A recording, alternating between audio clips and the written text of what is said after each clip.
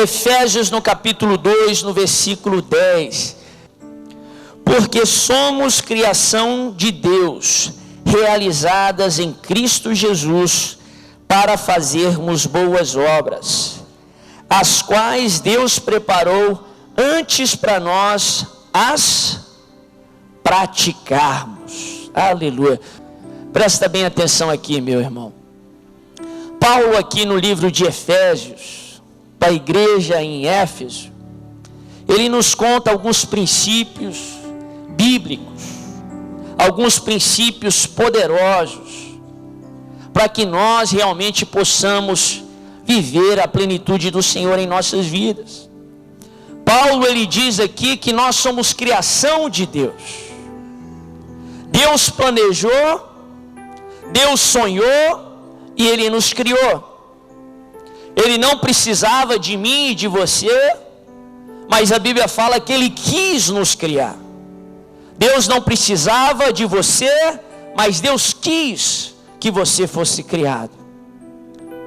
E a Bíblia fala que nós fomos criados em Cristo Jesus para boas obras, para praticarmos obras que foram planejadas antes da nossa criação, para que nós as pratiquemos. Deus nos criou para que nós fizéssemos algo. Deus nos criou com um propósito. Fala comigo essa palavra, propósito. Fala assim: eu fui criado com um propósito. Deus não só planejou a sua criação antes de você existir, Deus não só sonhou com você, como Deus planejou, sonhou com o seu futuro, com o seu destino. Deus sonhou com o propósito dele para a tua vida. Eu quero falar isso porque eu sei que tem pessoas aqui que precisam ouvir isso. Deus tem um propósito para a tua vida.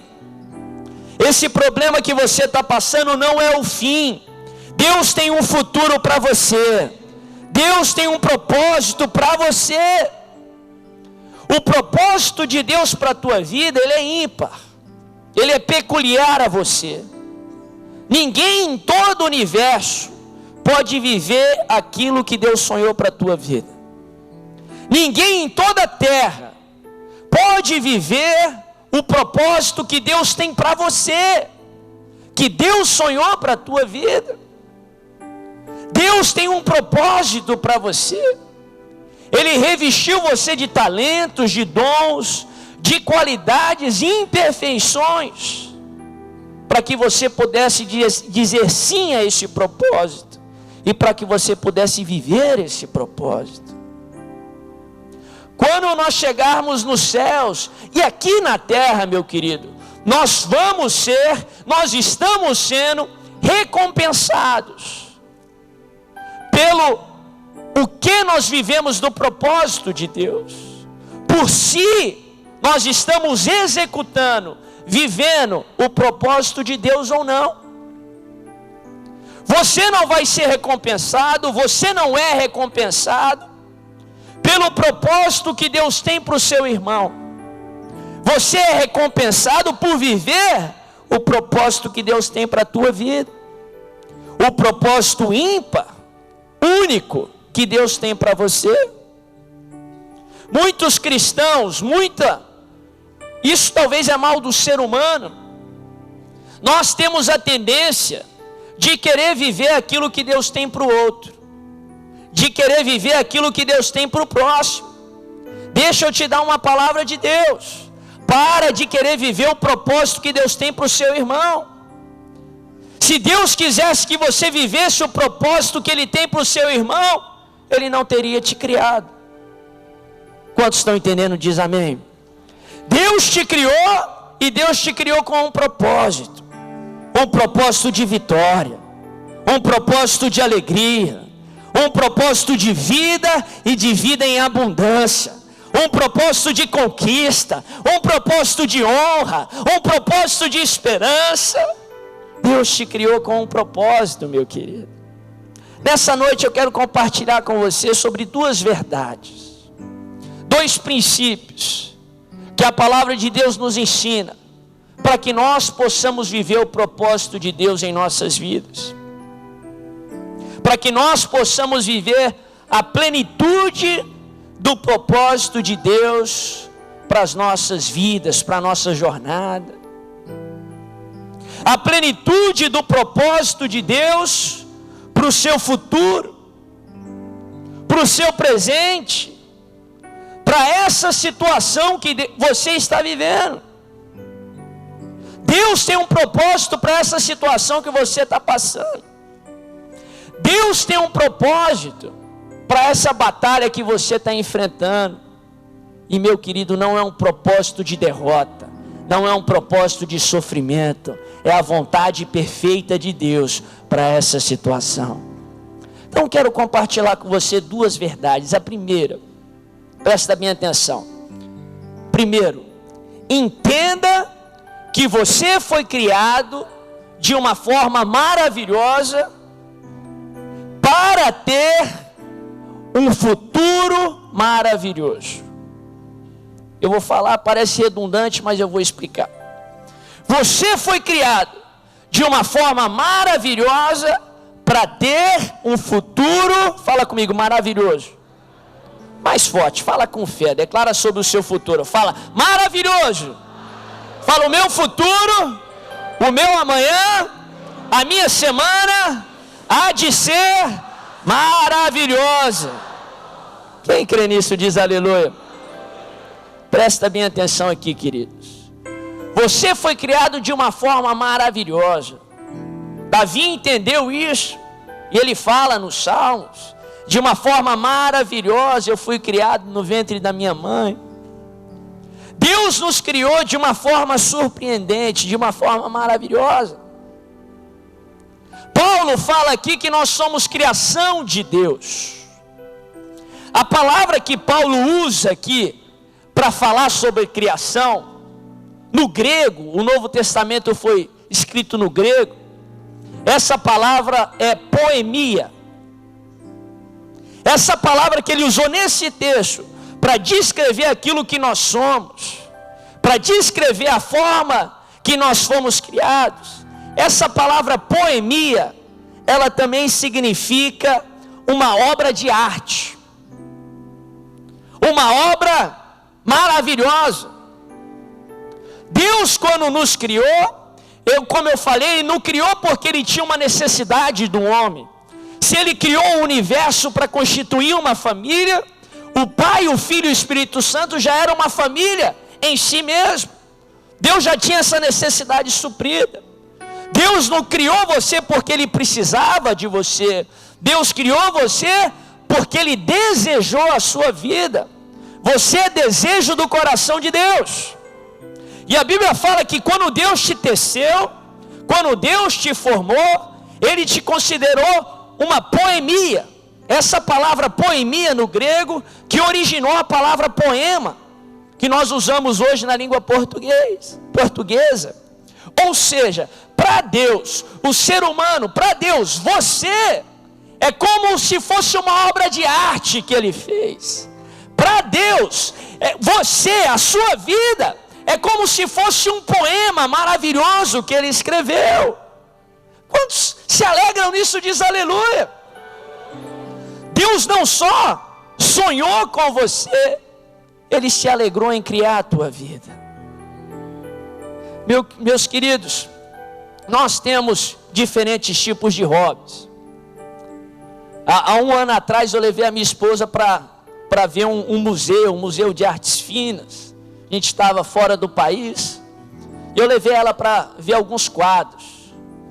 Para mim, passar tempo ali é um pouco mais difícil, mas minha esposa ama aquele negócio, aquela arte, aqueles quadros, aquelas pinturas, aqueles quadros que parecem que não quer dizer nada, mas quem ama acha muita definição, muito propósito para aquilo. E eu lembro que minha esposa estava com dor nas costas no dia, mas mesmo assim ela admirava, gastava tempo admirando aquela arte. Para mim, eu tenho prazer mais em Para mim, eu tenho mais prazer do que ver um quadro bem pintado, assistir um esporte na TV. Ainda que seja ver o Brasil tomando uma goleada da Argentina, ainda que seja para ver o Goiás perdendo do Criciúma, ainda que seja para sofrer, eu prefiro assistir uma partida de futebol. Agora presta bem atenção aqui. A Bíblia aqui em Efésios, no capítulo 2, no versículo 10, ela nos ensina um princípio, que Deus não se agrada, Ele não tem prazer em ver um quadro bonito, ainda que seja parte da criatividade que Ele nos deu. Deus não tem prazer em ficar admirando uma partida de futebol. Sabe o que Deus tem prazer de ficar olhando, de ficar observando, meu querido? A tua vida. Porque quando Deus te criou, Ele te considerou uma obra de arte, Ele te considerou o maior feito que Ele já fez. Quantos se alegram nisso? A Bíblia fala que os olhos do Senhor estão sobre todos os lugares. O Senhor tem os olhos dele na sua direção, meu querido. Não deixa o diabo dizer o contrário. Não deixa a circunstância te dizer o contrário. Não diga para você mesmo o contrário. Não diminua aquilo que Deus fez. Deus te criou de uma forma maravilhosa. Deus te considera uma obra de arte. E Ele quer que você tenha um futuro maravilhoso, meu querido. Quantos estão entendendo isso? Diz aleluia. Quantos estão entendendo? Diz glória a Deus. Isso não é orgulho, meu querido, levantar a sua cabeça e dizer que você é o melhor que Deus criou. Pelo contrário, se fosse por algo que você fez, talvez seria orgulho. Não é por um favoritismo ou por algo que você fez, é por aquilo que Ele é e por aquilo que Ele fez, meu querido. Você pode dizer: ah, mas a forma que eu vim ao mundo não foi talvez uma forma natural. Eu não fui planejado pelos meus pais. A gravidez da minha mãe foi uma gravidez indesejada. Eu vim de uma forma, talvez com sofrimento. Meu querido, eu quero que você entenda nessa noite. Foi Deus que quis que você nascesse nesse tempo, nessa época. Foi Deus que quis que você viesse ao mundo. Os seus pais, quer sejam bons ou ruins, eles não foram os atores principais do seu nascimento. Eles só foram atores coadjuvantes. O ator principal do seu nascimento foi o Todo-Poderoso, o Rei dos Reis. Ele que quis que você viesse ao mundo. Você não veio dos seus pais e da sua mãe. Você veio através dos seus pais. Você veio de Deus. Deus te criou de uma forma maravilhosa. Quantos se alegram nisso, diz aleluia. Quantos se alegram nisso, diz glória a Deus. Meu querido, se Deus não quisesse que você vivesse, se Deus não tivesse um propósito para a tua vida, você não estaria aqui nessa noite. Você já teria partido. Eu tenho essa convicção comigo. Eu tenho essa certeza em Deus. E a palavra me respalda isso. Eu literalmente passei pelo vale da sombra da morte. Se era para a morte me pegar, eu literalmente bati na trave. Passei de raspão ali na morte. Literalmente. De fato, alguns médicos até relatam que eu passei da linha do gol algumas vezes. Mas graças a Deus o juiz anulou o gol. Amém? E me trouxe de volta. Por que Deus quis que eu estivesse aqui? Por que Deus quis que eu não partisse para o outro lado? Talvez ali diante da glória, a vida é cheia da plenitude de Deus. Conheço pessoas que passaram por muito menos e hoje já estão com o Senhor. Sabe por que Deus quis que eu passasse por isso e vivesse? Sabe por que Deus quis que você vivesse hoje? Porque Deus tem um propósito para a tua vida. Deus tem um plano para o teu futuro. Deus tem um propósito para você. Meu querido, e não é um propósito de sofrimento. Deus não quer que você viva mendigando pão. Deus não quer que você viva se arrastando. Deus não quer que você aguente firme até a volta dele no sofrimento. Deus não quer que você sobreviva. Se Deus tem um propósito para a tua vida, Jeremias 29, no versículo 11, a Bíblia fala que o propósito de Deus, Deus diz assim: eu é que sei que planos eu tenho ao seu respeito, diz o Senhor. Se Deus quer que você viva, não basta só viver, isso não é bíblico. Deus quer que você viva e viva em abundância. O propósito de Deus para a tua vida não é plano de mal, é plano para te dar uma esperança, para te dar um futuro. Deus quer que você seja feliz, Deus quer que você se realize, Deus quer curar a tua enfermidade. Deus tem um propósito para a tua vida. Quantos estão entendendo? Diz aleluia. Quantos estão entendendo? Diz glória a Deus. Segunda verdade que eu quero que você entenda, meu querido. Entenda que Deus liberou uma palavra sobre a tua vida. Deus liberou uma palavra sobre você, sobre a tua vida.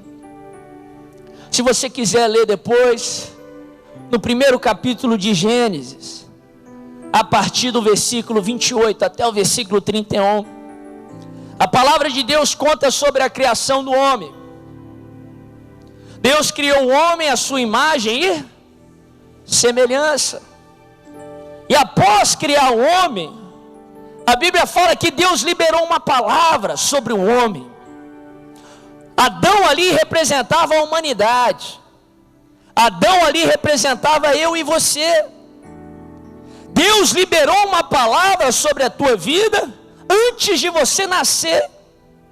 Antes de você ser planejado pelos seus pais, Ele já tinha planejado você. E Ele liberou uma palavra. Se você quiser ler, a palavra é maravilhosa. Ele diz assim: crescer e multiplicar, sede fecundos. Deus já liberou uma bênção de frutificação sobre a tua vida. Esterilidade não veio de Deus para você.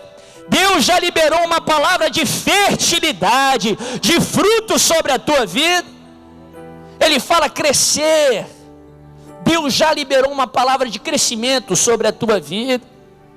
E estagnação não vem de Deus. Deus quer que você cresça, e cresça muito. Deus quer que você alcance novos níveis. Deus liberou uma palavra de crescimento. Ele diz: crescei e multiplicar. A Bíblia fala que Deus liberou uma palavra de domínio sobre as nossas vidas. Ele diz assim: subjugar, dominar. Dominar sobre os peixes no mar, os animais do campo, as aves nos céus. Em outras palavras, no lugar que Deus te colocou, a Bíblia fala que Deus liberou uma palavra. Ele não quer que você seja dominado, Ele não quer que você seja cauda, mas no campo de ação, no campo de trabalho que você está, Deus quer que você domine. Deus quer que você seja cabeça e não seja cauda. Deus quer, se você mexe com o mar, se é um pescador, Deus quer que você seja cabeça ali. Nos seus negócios, Deus quer que você domine. Deus quer que você seja o cabeça ali. Deus liberou uma palavra de domínio sobre a tua vida. No versículo 31, presta bem atenção, no capítulo 1 de Gênesis, a Bíblia fala que Deus completa o processo de criação. Ele diz assim, a palavra diz assim: e viu Deus que isso era bom. E viu Deus que isso era bom. Deus olhou para você no seu nascimento e Ele disse: e viu Deus que Ele era bom. Deus liberou uma palavra de bênção sobre a tua vida, no seu nascimento, na sua criação. Deus liberou uma palavra sobre a tua vida. É muito importante que você entenda isso, meu querido. Deus liberou essa palavra ainda antes que a palavra fosse realidade. Deus libera a palavra sobre a tua vida ainda antes que ela seja realidade. Essa é a forma de ação de Deus. Quando nada existia, Ele liberou uma palavra, e por uma palavra Ele criou tudo o que existe. E disse Deus: haja luz, e houve luz.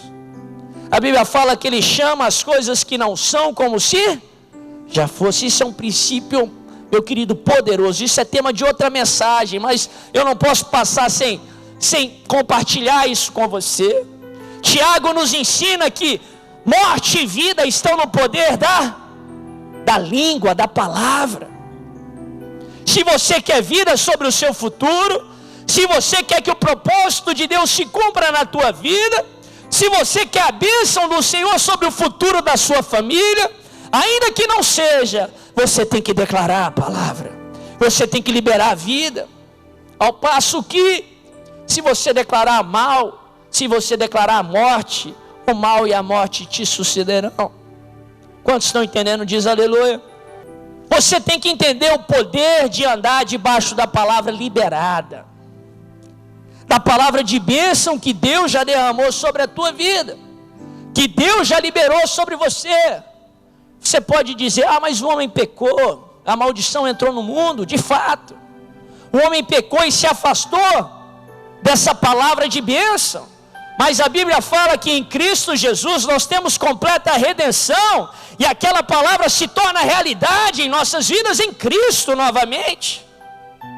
Quantos estão entendendo? Diz aleluia. Diz glória a Deus. Agora entenda o poder de andar debaixo da palavra liberada. A Bíblia nos conta no livro de Números uma história muito poderosa, a história do profeta Balaão. A Bíblia fala que o profeta Balaão foi procurado pelo rei Balaque.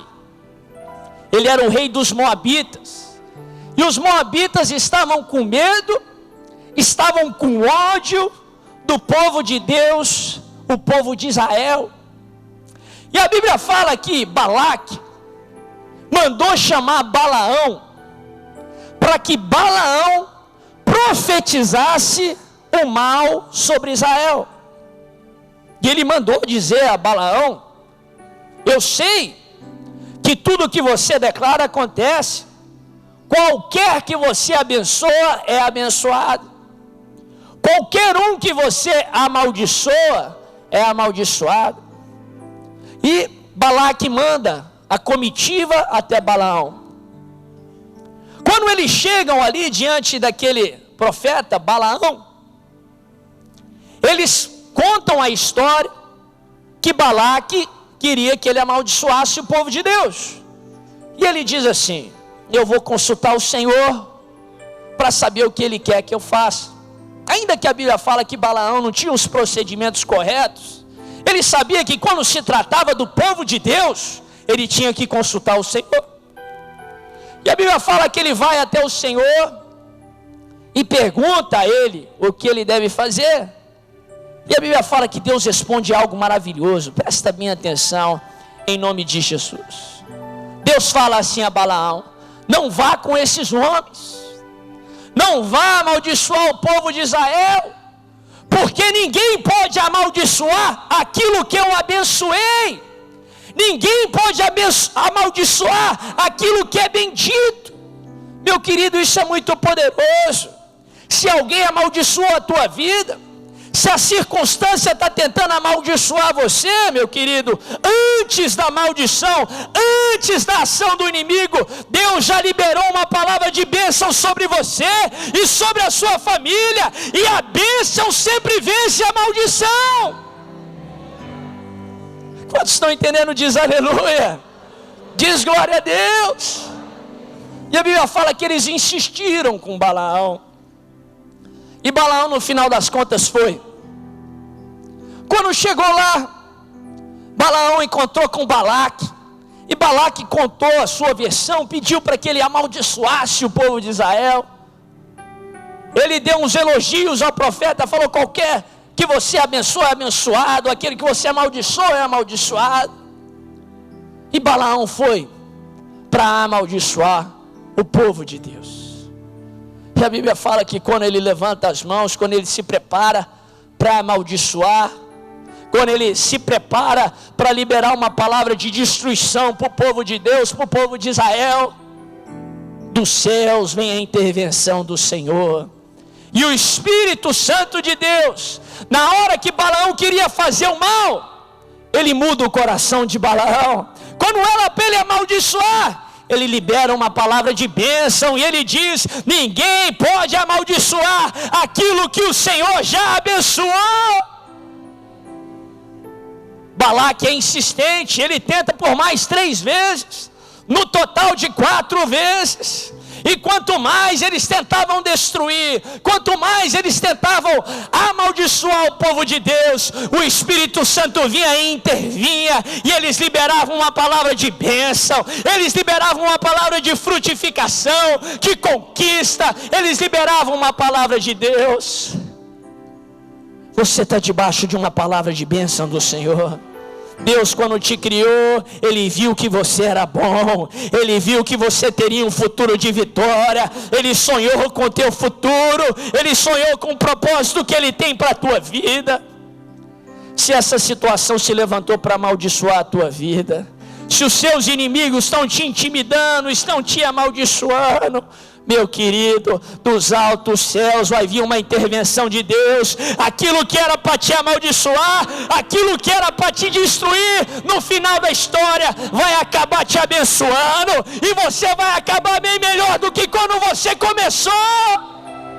Quem crê nisso diz aleluia. Quem crê nisso diz glória a Deus. Deus liberou uma palavra sobre a tua vida. Aplauda o Senhor. Deus liberou uma palavra sobre o teu futuro, e Deus liberou uma palavra sobre essa semana, palavra de fertilidade, palavra de fruto, palavra de crescimento, palavra de domínio. Se você crê, diz aleluia.